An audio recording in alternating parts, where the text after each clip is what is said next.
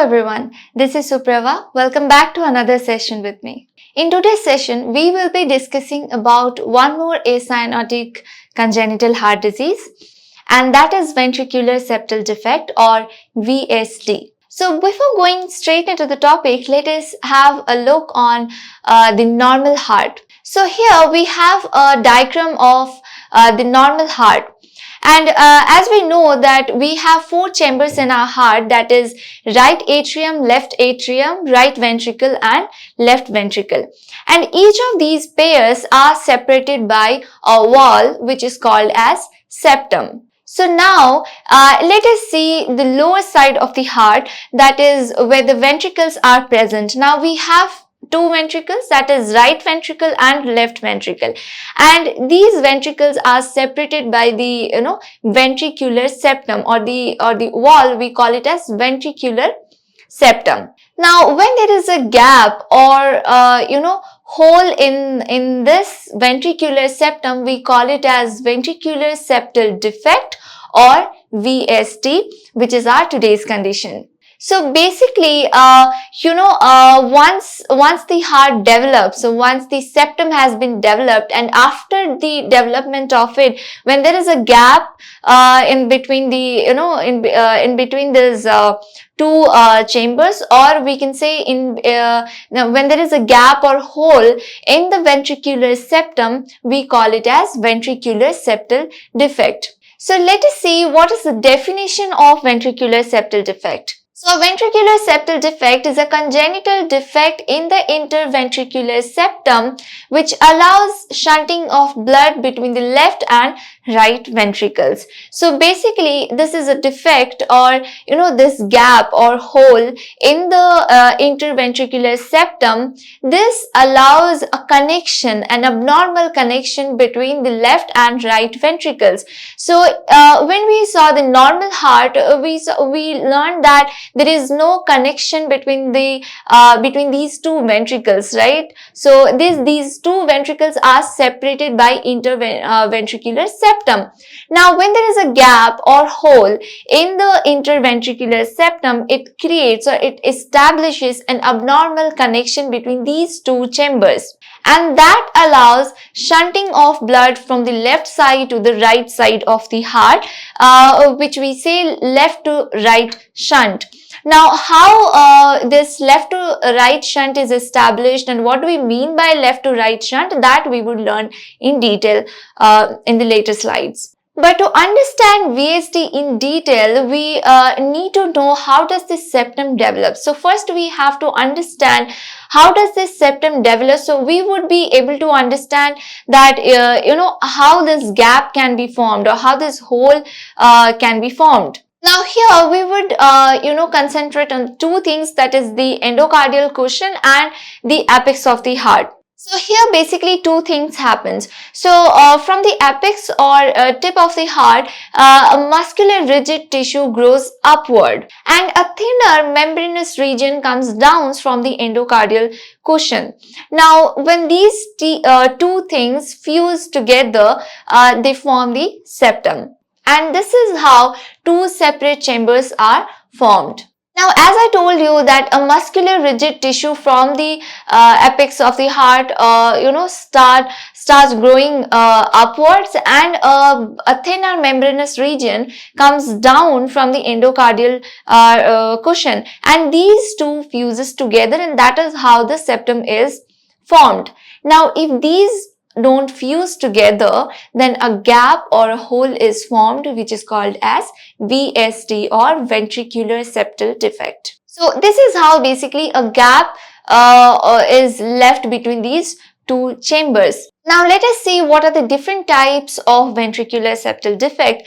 So based on several things, we can classify ventricular septal defect, and we have several types of VSDs. So first let us see based on location what are the different types of VSDs that we have. So based on location, the first type of VSD is membranous VSD. And this membranous VSD is found at the upper section of the septum. So as I told you, while development of the septum, a membranous region from the endocardial cushion comes downwards, right? So it is basically, this membranous region is situated at the upper section of the septum, and this particular type of VSD, that is the membranous VSD, it is usually found at the upper section of the septum. And the next one is muscular VSD. So this is the most common type of VSD among all the types of VSDs, and this is basically found at the lower section of the septum. And if it is a small hole, that means if the defect is smaller, it can closes on its own. And the next we have outlet VSD. So this VSDs are basically present in the structures from where the blood is leaving from the heart. And this is not that common. It is a very, this type is very rare.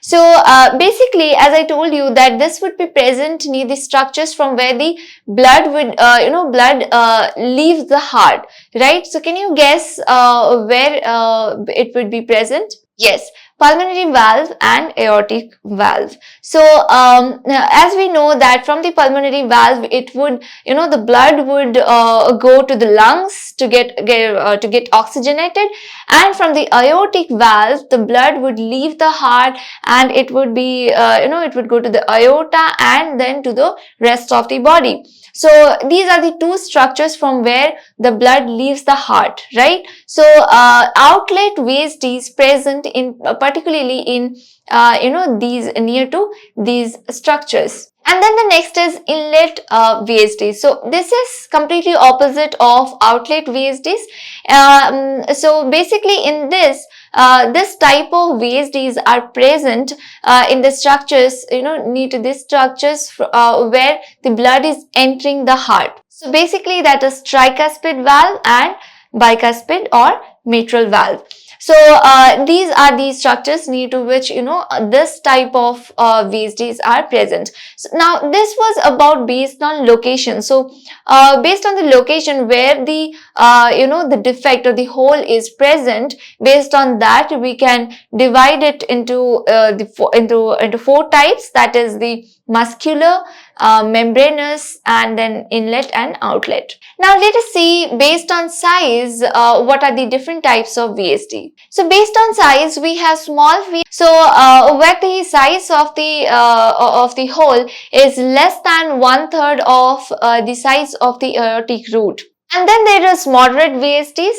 So in moderate VSDs, the size of the defect is less than 1/2 of the size of the aortic root. And at last we have large VSDs. So in large VSDs, the size of the defect would be equal to or larger than the aortic root. So these are the types of VSDs based on size. Now based on pressure. So based on pressure also we have three types of VSDs, that is restrictive, moderately restrictive and non-restrictive. So based on pressure we have restrictive VSDs. Now restrictive VSDs describes small defects which doesn't allow much blood to flow from the left side to the right side of the heart. That means there is the left to right shunt is not that established, and there is very small amount of blood comes to the right side from the left side of the heart. So that is what is restrictive VSDs. The next one is moderately restrictive, where the defect is not that small but also not that large. So this allows a very small amount of blood, shunting of blood from the left side to the right side of the heart. And then there is non-restrictive VSD. So this non-restrictive VSDs or these defects are a large defects, and this allows a significant amount of blood to be shunted from the left side to the right side of the heart. Well, so these are the types of VSDs that are there. Now, we would see, if this hole is there, if there is an abnormal connection between the left ventricle and the right ventricle, what happens, and how does the blood flow changes and the hemodynamic changes that occur. But to understand that, we should be familiar with the normal blood flow of the heart. So, let us recap once what is the normal blood flow of the heart. So basically, the deoxygenated blood comes to the right atrium from the superior vena cava and inferior vena cava. And from the right atrium, it comes to the right ventricle.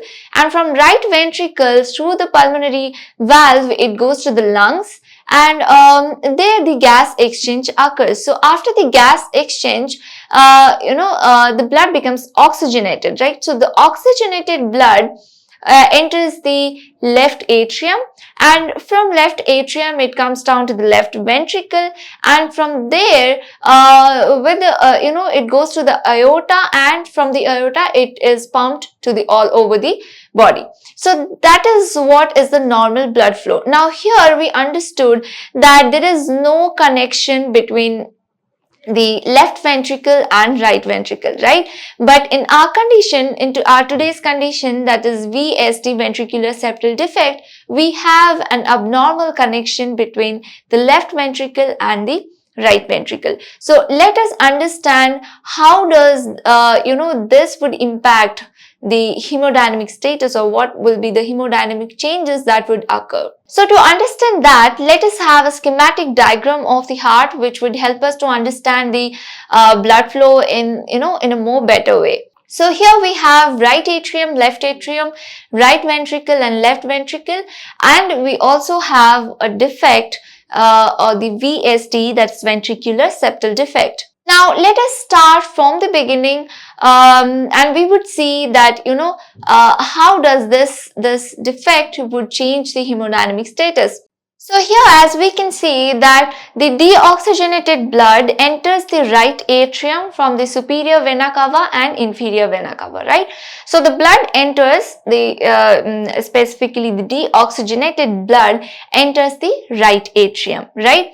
Now from right atrium, it comes down to the right ventricle. Now, when the blood is in the right ventricle, we know that in the normal blood flow of the heart, we have only one option, that is the blood can enter the pulmonary artery through the pulmonary valve, and then it would go to the lungs to get oxygenated. But here the blood which is there in the right ventricle has got two options. Now what are the options? The blood can go to the left ventricle, as there is the defect, there is a hole between these two chambers, right? So the blood which is there in the right ventricle can either go to the left ventricle, or it can enter the pulmonary artery. And we know that the blood flows from the higher pressure to the lower pressure. And here, if we see the pressure on both the side of the heart, we know that the pressure on the left side of the heart is quite higher than the right side of the heart, right? So here, since the pressure on the left side is higher, then the blood which is present in the right ventricle would not go to the left ventricle. It would go, instead it would enter the pulmonary artery. So through the pulmonary valve, it would enter the pulmonary artery and it would reach the lungs and get oxygenated. Now, once the oxygenation occurs, after that, through the pulmonary vein, the oxygenated blood enters the left atrium. And then from left atrium, it comes down to the left ventricle. Now, again, in the normal blood flow of the heart, we know that from the left ventricle, it would enter the aorta, and from there, it would be pumped to all over the body. But here, we know that there is a defect, right? So in ventricular septal defect, there is a hole in between these two chambers, that's right ventricle and left ventricle. So when the blood, the oxygenated blood is in the left ventricle, again, it has got two options. So it can either go to the right ventricle, or it can go to the aorta. So that means when the left ventricle would contract, when the left ventricle is contracting, the part of the blood goes to the right ventricle and part of it enters the aorta. But again, here one more thing to remember, the pressure, right? So we know that the pressure on the left side is quite higher, and the pressure on the right side is relatively, lesser. It's low, right? So that's the reason what would happen, most of the blood would enter the right ventricle. So most of the blood would cross the VSD and it would enter the right ventricle. So what is happening here? The blood which was supposed to go to the aorta and then to the rest of the body is not entering the aorta. Instead, it is entering to the right ventricle, right? So here there is a change in the blood flow, and that is what is called as left to right shunt. So here this left to right shunt has been established. Well, so this is what we mean by left to right shunt. At the same time, we have to remember that the left ventricle and the right ventricle systole simultaneously. That means when the left ventricle is contracting, the right ventricle is also contracting. And when the left ventricle is contracting, the most of the blood is crossing the VSD and entering the right ventricle, right? But at the same time, right ventricle is also contracting. So what is happening? The most of the blood which enters the right ventricle through the defect, that again enters the pulmonary artery. So basically the blood which is oxygenated is again entering the pulmonary artery and taking an extra trip to the lungs. Now this is what happens in the blood flow of the heart when there is ventricular septal defect. Now due to this changes, this left to right shunt, and as we saw that the blood which is already oxygenated is again entering the pulmonary artery and it is taking an extra trip to the lungs, these things would cause some sort of problems, right? So what are the problems that would occur, and due to this hemodynamic changes, what would occur? So that we would see now. Well, so as we saw that the oxygenated blood which is there in the left ventricle is crosses the VSD and it enters the right ventricle, and from the right ventricle it goes to the pulmonary artery. Now that means the pulmonary artery is receiving blood from both the chambers, that is the right ventricle and the left ventricle, because the right ventricle is also having deoxygenated blood, right, which it has received from the right atrium. So the pulmonary artery is receiving blood from both the chambers, right ventricle and left ventricle. Hence, what is happening? There is increased pulmonary blood flow during cardiac systole. So, as we know that the right ventricle and the left ventricle systole simultaneously, that means when the left ventricle is contracting, the blood is entering to the right ventricle, right? And at the same time, that blood is entering the pulmonary artery. So, right ventricle is having increased amount of blood, and the whole blood is entering the pulmonary artery. So, basically, there is increased amount of blood flow in the pulmonary artery. Now, when there is increased pulmonary blood flow, that means there is more amount of blood going through the pulmonary artery, and that means the lungs are also receiving more amount of blood. And after oxygenation, all of this blood enters the left atrium through the pulmonary vein. So there is volume overload at the left side of the heart. So basically there is volume overload at the left side of the heart. Now we said that the oxygenated blood is taking an extra trip to the lungs. So that means there is more amount of oxygenated blood in the right ventricle and in the pulmonary artery. So that's the reason patient would have higher oxygen saturation in the right ventricle and in the Well, one more thing, we learned that there is volume overload which is occurring in the left side of the heart, because the all of the blood which is coming to the pulmonary artery from the right ventricle is going to the lungs, and after oxygenation, all of this blood enters the left atrium. So that means there is increased blood flow to the left atrium. So over a course of time, what would happen? This left atrium would start to enlarge to accommodate this increased amount of blood. And also there is increased blood flow to the left ventricle. So the left ventricle would also start to enlarge. And what we would see, there would be dilatation of the left side of the heart.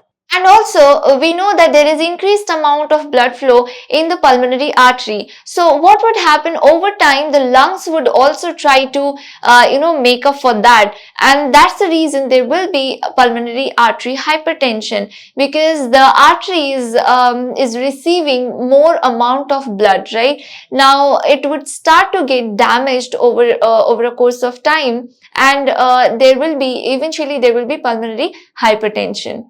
Now, when there is pulmonary hypertension, the right ventricle has to put more effort to push the blood to the pulmonary artery. So, once the pulmonary artery hypertension sets in, there will be hypertrophy of right ventricle. And over a long period of time, we can see enlargement of right ventricle. Well, so let us see what are the things that we got till now. What are the problems that would occur? So first we learned that there will be volume overload in the left side of the heart. There would be higher oxygen saturation in the pulmonary artery and the right ventricle.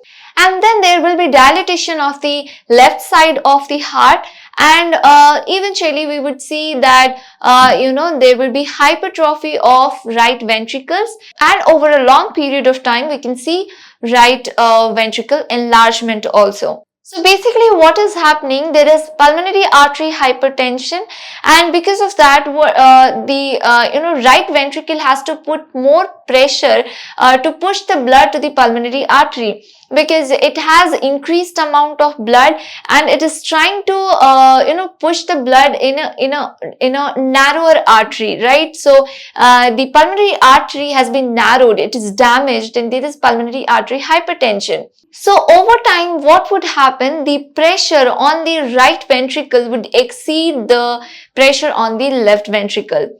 So that means the pressure on the right side of the heart would increase, it would exceed the pressure on the left side of the heart.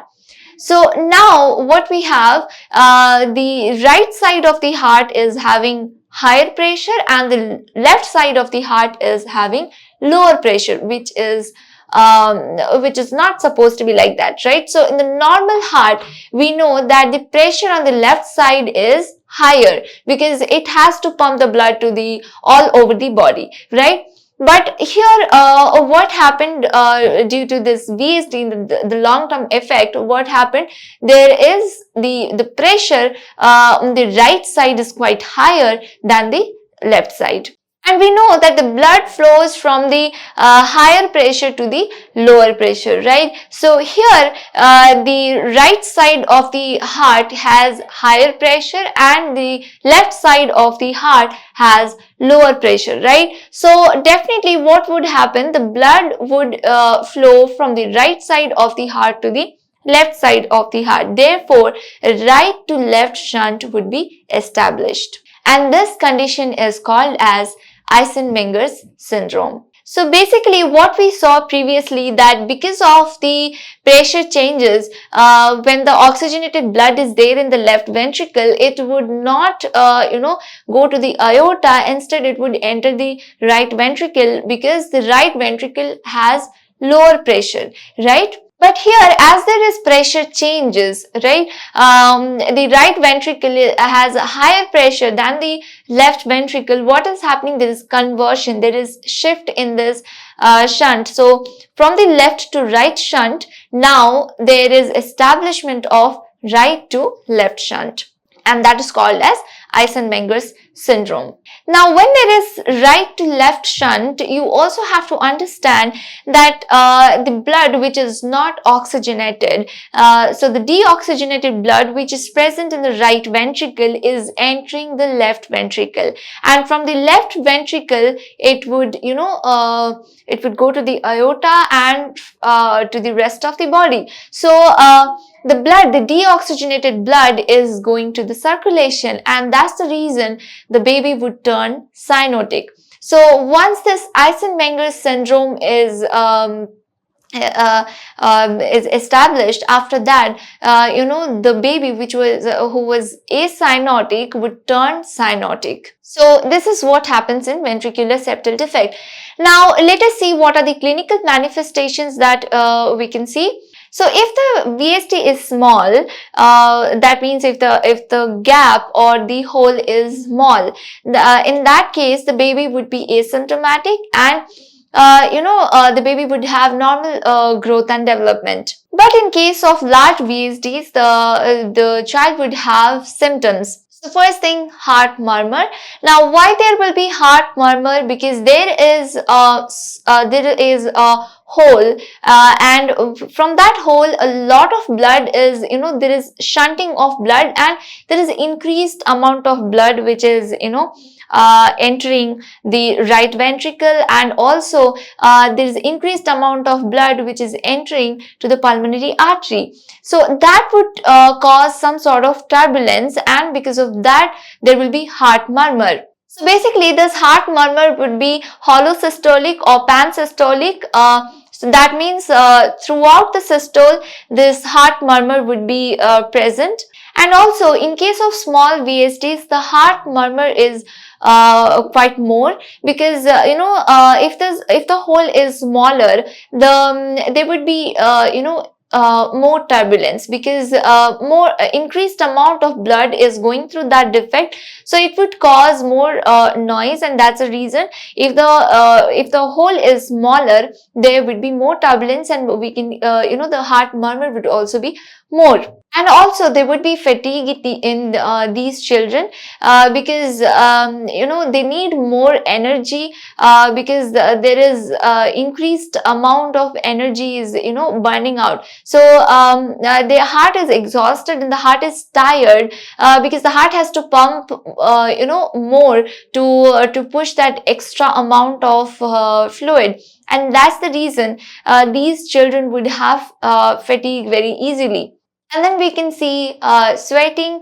And rapid breathing, or the child would feel difficult to breathe, because again they need more energy, because a lot of energy is needed already used by the heart to pump, and that's the reason they would have difficulty in breathing and in doing any sort of activities. And then we can see lung congestion, because as there is pulmonary artery hypertension, we can see a lot of lower respiratory infections would be there, lung congestion would be there. And also there would be feeding difficulties. So as I told you that there would be increased need of energies, because the heart is tired, right? So they need more energy to suck on the breast. If you're breastfeeding the child, so the child has to put more energy to suck on the breast, and the child would get tired, right? So that would cause feeding difficulties, and again that would turn into poor weight gain. So these are the clinical manifestations that we can see in a child with VSD. Now next, let us learn what are the physical examinations that we should do, and what we can find out through that. So as I told you, infants with small VSDs are well developed and they are acyanotic. So basically the infants with large VSDs would show some sort of symptoms such as cyanosis or clubbing or poor weight gain. But again, you have to remember that cyanosis would be present only if there is Eisenmenger's syndrome. Before that, the child would be acyanotic. And we can hear a systolic trill at the lower left sternal border. And also, while auscultating, a systolic murmur would be audible. So this can be hollow systolic or pansystolic. So these are the findings that we can find out in the physical examination. Next step is diagnosis. So how we can diagnose this condition? So the first thing, we can do chest X-ray, and then there is ECG. So ECG is done mostly to diagnose this condition. So if the hole is small, in that case the ECG findings are normal, and in case of large VSDs we can see the ventricular hypertrophy. And then they also do echocardiography. So with this they can identify the location, the numbers, and the size of the VSD. So basically there it is not necessary that there would be only one hole or one gap between these two chambers. There can be multiple holes. So through echocardiography they would be able to see that the numbers, the size, and the location of the VSD. Well, so these are the diagnostic methods which are used to diagnose this condition. Now, let us move to the management part of this condition. So first we would see what are the medications or the pharmacological management of VSD. Well, the first medication which we have is digoxin. So digoxin is basically used to increase the strength of the heart's contractions, and as we know that the heart is tired and there is dilatation of the left side of the heart, and there's increased amount of blood, right? So the heart has to really pump hard to push all of that blood. And that's the reason this digoxin would help the heart to pump more effectively. And then there would be diuretics such as furosemide. So this would remove the extra amount of fluid from the body. So basically this decreases the increased amount of fluid which is there in the circulation and in the lungs. And ACE inhibitors would be prescribed. So this would be prescribed to lower the blood pressure. So these are the medications that are used for this condition. So basically, doctors would try to avoid getting into the Eisenmenger's syndrome, because that is an irreversible condition. So these medications would help to manage heart failure and also development of Eisenmenger's syndrome. Next, it is surgical management. So if the hole is really large, in that case we need surgical intervention. So surgical management would be done through catheterization. A patch would be placed in between, in the hole, so that that would close the gap or the hole which is there between these two chambers. So that is what is done if the hole is larger or if it is not manageable pharmacologically.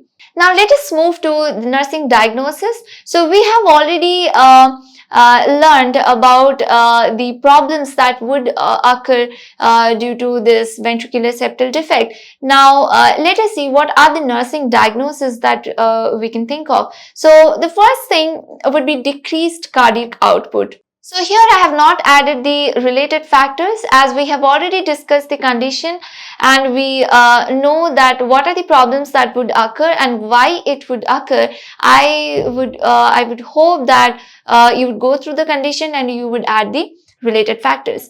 So let us just see that what are the nursing diagnoses that would be present with this condition. So the first thing that we can see is decreased cardiac output. And then there will be impaired gas exchange, and also there will be risk for infection. So I hope you would add the related factors, and also you would add more nursing diagnosis.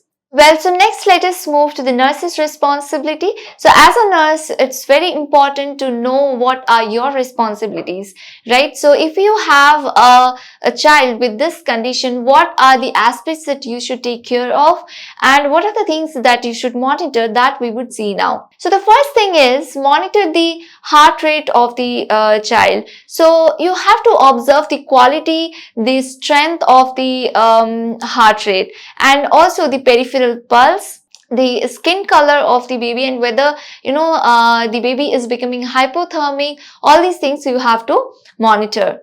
And then you have to assess the degree of cyanosis. So let us assume if the child is child is having Eisenmenger's syndrome. In that case, the child would be cyanotic. So you have to assess the degree of cyanosis. And then you have to monitor the breathing pattern of the child. So you really have to see, the rhythm of the breathing, and the respiration status. So basically, we know that the child would have dyspnea, right? So you have to see, if the child is having dyspnea, or in rapid breathing, these things you have to monitor. And then we have to provide adequate rest to the child, because as we know that there is, more energy is burning out, right? The heart is using more energy to pump, and that's the reason the child would need increased amount of energy. So to compensate that, we have to provide adequate rest. And also, if there is dyspnea, or there is cyanosis present, we have to provide oxygen if it is indicated. And then we have to monitor the renal function. So for that, we have to monitor the intake and output charts. We have to see that enough amount of fluid is provided, and enough amount of fluid is coming out of the body. So that you have to monitor. So you have to monitor the renal functions. And then you have to check for dysrhythmias, because as we are giving digoxin, there is a chance of digoxin toxicity, and one of the symptoms of digoxin toxicity is dysrhythmias. So to check for that, you have to check for digoxin toxicity. You have to check if there is dysrhythmias.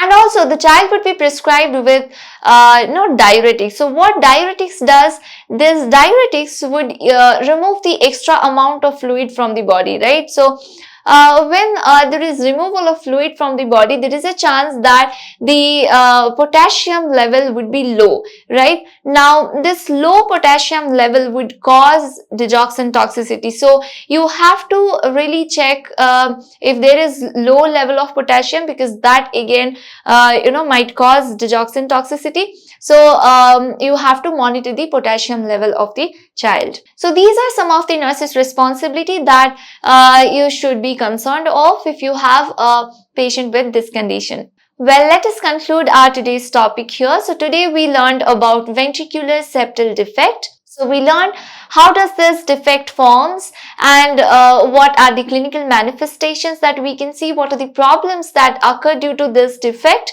and also how this condition can be managed. And then we learned the nurse's responsibilities. So I hope you have got a better insight about the topic. Thank you.